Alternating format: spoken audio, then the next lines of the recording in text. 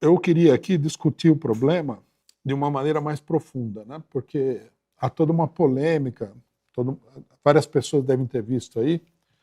O Walter Pomar ele fez um micro escândalo aí no 247, né?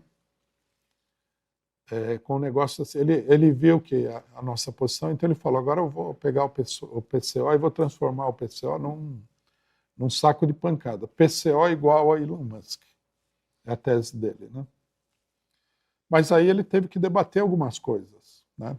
Quando a pessoa entra nessa seara, ela se arrisca porque ela tem que debater algumas coisas. Então está aparecendo aí, tanto do Walter Pomar como de outros, a versão de que o Elon Musk seria o imperialismo e a política do Alexandre de Moraes seria anti-imperialista.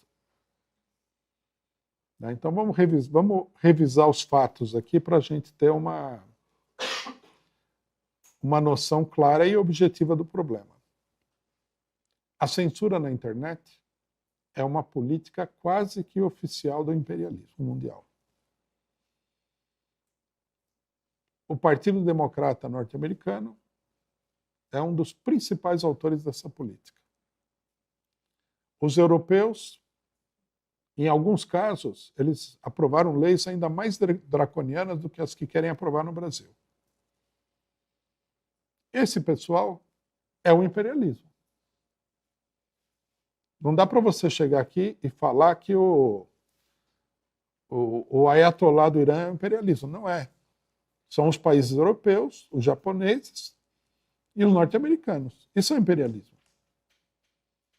É uma coisa objetiva. Né? Qual que é o problema? O problema é o seguinte: o imperialismo, né? O próprio Putin ele falou uma coisa muito importante que eu mencionei aqui várias semanas atrás. Um repórter perguntou para ele o seguinte: por que você não compete, não concorre contra esses meios de comunicação imperialistas? Né? Porque o Putin tinha falado que uma das grandes forças do imperialismo é que ele controla os meios de comunicação, a imprensa internacional. Então, o Putin disse o seguinte: não dá para concorrer. O investimento é muito grande, é muito alto. Essa é uma das principais armas do imperialismo mundial, é a grande imprensa internacional, que são, obviamente, empresas capitalistas, poderosas, apoiadas pelos governos imperialistas, e através das quais eles procuram controlar a opinião pública mundial. Eles corromperam, evidentemente, a imprensa dos países atrasados. Você vê que no Brasil, um jornal como a Rede Globo é praticamente um jornal controlado pelos norte-americanos. Né? A Rede Globo é como é que é aquele jornal? Não é o Washington Post. Né? Esse jornal, todo mundo fala que é um porta-voz da CIA. A Rede Globo é um Washington Post brasileiro. Eles controlam as redes de televisão. Você vai na Bolívia, onde o governo é um governo nacionalista, quem controla os meios de comunicação é o imperialismo. Você vai na Argentina, mesma coisa. Você vai no Peru, mesma coisa. No mundo inteiro é assim. Aí o que acontece? Foi criada a internet. A internet começou a abrir uma brecha grande nesse monopólio da comunicação. E aí foram criadas as redes sociais que agrupavam, né, milhões de pessoas que acompanhavam essas redes sociais diretamente. Na internet antiga você já tinha uma ruptura com esse monopólio, porque você podia fazer um jornal na internet. Muita gente tem o jornal na internet. A rede social é apenas um meio de comunicação. Aí apareceram vários setores de jornalismo investigativo, muito importante, muito bons. Nós, por exemplo, no Brasil, não podemos ter acesso a jornais que não fazem parte desse monopólio imperialista, como a Al Jazeera, né? A internet foi uma grande abertura. Então, o imperialismo, vendo essa situação, falou: não podemos ter isso daí. É preciso acabar com esse negócio.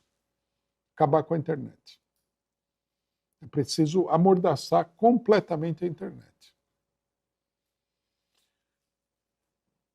Eles atacaram principalmente as redes sociais, né? Porque nas redes sociais apareceu rapidamente o fenômeno de que uma pessoa falava uma coisa e você tinha 100 mil pessoas aprovando aquilo que foi falado. Por exemplo, a Primavera Árabe no Egito, as manifestações foram convocadas através do Facebook.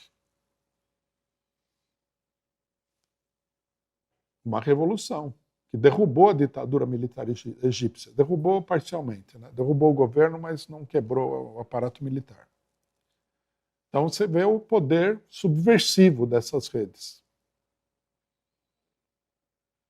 Aí o que o imperialismo faz? Em primeiro lugar, o imperialismo norte-americano tratou de consolidar um monopólio das redes sociais nos Estados Unidos. As grandes redes sociais, todas elas são norte-americanas. É o Google tem o YouTube, etc. É o Facebook, que agora está na mão do cara lá da Microsoft. Redes sociais que eles criaram e o Twitter, que também estava sob o controle do governo norte-americano. Então, o governo norte-americano criou uma ditadura nessas redes sociais, com o objetivo de controlar. O Snowden, né, para os esquerdistas que não esquecem da realidade, ele denunciou que as redes sociais são diretamente controladas pelos serviços de informação norte-americanos.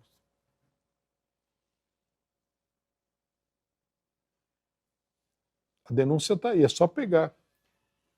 É só pegar né, todo mundo deveria, nesse momento aqui, voltar lá na questão do Snowden e mostrar o que ele falou. Que há todo um processo de espionagem, de controle. Né? Ele denunciou que o governo Obama estabeleceu, através da internet, um sistema de espionagem que ele espionava o mundo inteiro. Isso sem falar no controle da informação. Bom, aí o que acontece? Nos Estados Unidos, é muito difícil você estabelecer uma censura estatal, porque a legislação não permite. Ou, se não permite, permite alguma coisa, mas que há brechas que foram abertas nessa legislação. Mas, de um modo geral, é impraticável. A Constituição norte-americana garante a liberdade de expressão. Então, o que eles fizeram? Eles começaram a atuar para censurar os usuários das redes sociais através do controle que eles tinham das empresas. Aí há vários métodos de censura que foram colocados em prática. Nós escrevemos um livro aqui, que chama A Era da Censura das Massas, né? Foi escrito antes da crise do Alexandre de Moraes, onde a gente mostrava que, através do algoritmo, de uma série de recursos técnicos de manipulação, eles colocavam para escanteio as pessoas que eles não queriam que aparecesse. Isso daí é o quadro que a gente tem das redes sociais até aparecer o Elon Musk. O que aconteceu com o Elon Musk? O Elon Musk comprou o Twitter e decidiu não compactuar com todo esse processo. Obviamente que ele é representante de um setor da burguesia norte-americana que não quer ficar na mão do outro setor. Então ele destampou o negócio e mostrou o que estava acontecendo. Quer dizer, nesse sentido, ele é um dissidente da ditadura digital que foi imposta pelos governos dos Estados Unidos e da Europa, pelo imperialismo, pelos serviços de informação.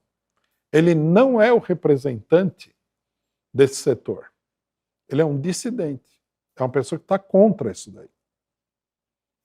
Por isso que ele denunciou tudo. Ele está contra porque ele é direitista? Sim, em parte ele é ideologicamente alinhado com a extrema-direita norte-americana.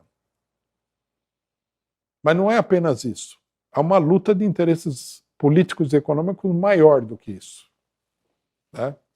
Mas o fato é que ele, para poder defender os seus interesses, ele teve que se chocar com a ditadura que estava sendo estabelecida nas redes sociais. Esses são os fatos. Né? Esses fatos aí, ninguém entra nesses fatos. A discussão da esquerda brasileira é toda uma discussão abstrata, não tem nada a ver com a realidade. Né? Então, o problema, resumidamente, né, é o seguinte: o maior aparato ditatorial, genocida, criminoso contra os povos do mundo decidiu estrangular a internet. E o Elon Musk, que não é flor que se cheire, decidiu brigar com esse processo. Esses são os fatos. Essa é a realidade. Não podemos interpretar os fatos de várias maneiras diferentes. Agora, o que não dá para fazer é tentar apresentar a luta entre o Elon Musk e o imperialismo norte-americano como sendo uma luta do fascismo contra a democracia. Isso não dá para apresentar. Porque a gente teria que acreditar que o que está acontecendo na faixa de Gaza é a democracia. Né? Quando o Biden foi eleito, muita gente falou, não, tem que apoiar o Biden contra o Trump e tal. A gente falou, esse cidadão é um sanguinário. Bom, aí, né, passaram-se 2 anos e a gente está vendo o que está acontecendo na faixa de Gaza, com o Biden mandando bomba para matar crianças lá. Ele não é um democrata, a não ser no nome. O nome do partido dele é Partido Democrata. Ele é um criminoso. Ele é um dos principais focos de ditadura e de fascismo no mundo. Então, tentar mostrar que a luta aí é uma luta da democracia contra o fascismo é uma barbaridade. Bom, o caso brasileiro é uma derivação do caso norte-americano. Se a gente for olhar bem, o que aconteceu, tudo que aconteceu no Brasil é como se tanto a extrema-direita como a direita tradicional e a esquerda brasileira eles tivessem lido o script do filme norte-americano e decidiram interpretar isso aí aqui. Né?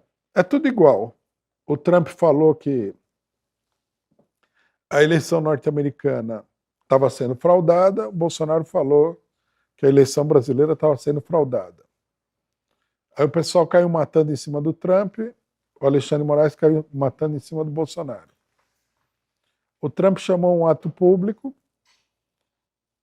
depois das eleições para pressionar o Congresso norte-americano. O pessoal invadiu o Congresso e o pessoal do Partido Democrata falou que era um golpe de Estado do Trump.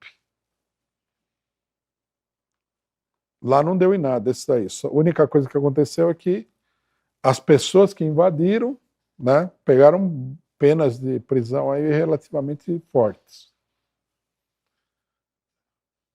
No Brasil é a mesma coisa. Os bolsonaristas chamaram um ato para o dia 8 de janeiro, depois da posse do Lula, foi transformado também em golpe de Estado. É uma cópia.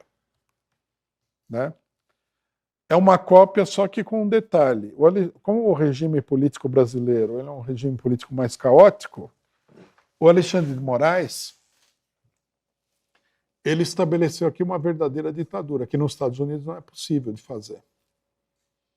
Né? Porque o regime político norte-americano ele dá margem a essa luta interna da burguesia, sempre deu. A burguesia imperialista domina, mas os outros setores da burguesia também lutam contra ela. Então, quer dizer, se a gente for olhar bem, for olhar objetivamente, é assim, ó.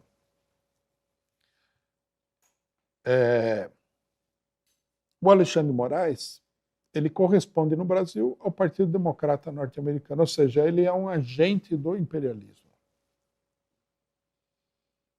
Não é casualidade o que está acontecendo aqui, né? Com certeza há uma ligação. Algum dia nós vamos ver essa ligação, assim como a gente viu no caso do Sérgio Moro, a ligação dele com os norte-americanos, vamos ver a ligação de todo esse processo aqui com o imperialismo norte-americano.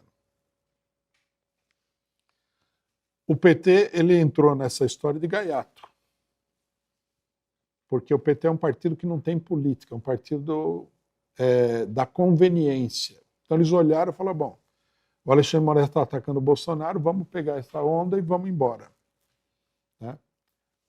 Esse é um problema muito sério. Agora eles estão aí com a questão na mão. Então, quer dizer, a ideia de que o Musk é o imperialismo que quer desestabilizar o Brasil não corresponde. Né? O Musk está numa briga com o imperialismo, que foi quem deu o golpe de 2016. Golpe esse apoiado pelo Alexandre de Moraes, lógico, porque o golpe foi dado pelo imperialismo, o Alexandre de Moraes é ligado ao imperialismo. O pessoal do PT, né, uma parte das pessoas do PT, eles não querem ver essa realidade, porque eles acham que é conveniente não ver essa realidade. Né? O Walter Pomar, na sua matéria, numa réplica à matéria que eu escrevi, ele fala alguma coisa assim como que eu falo, né, das classes sociais, etc. Então ele procura apresentar uma tese que assim, não vale esse negócio das classes sociais, porque o imperialismo nem sempre tem mudanças, papapá. Isso é tudo uma tentativa de sair pela tangente. Está muito claro quem é o imperialismo. O imperialismo é o Biden. Biden é o homem que está alinhado com, né, o chamado Estado Profundo norte-americano. Todo mundo sabe disso. Não dá para você chegar aqui agora e falar, não, o imperialismo é o outro cara. Não, não é assim.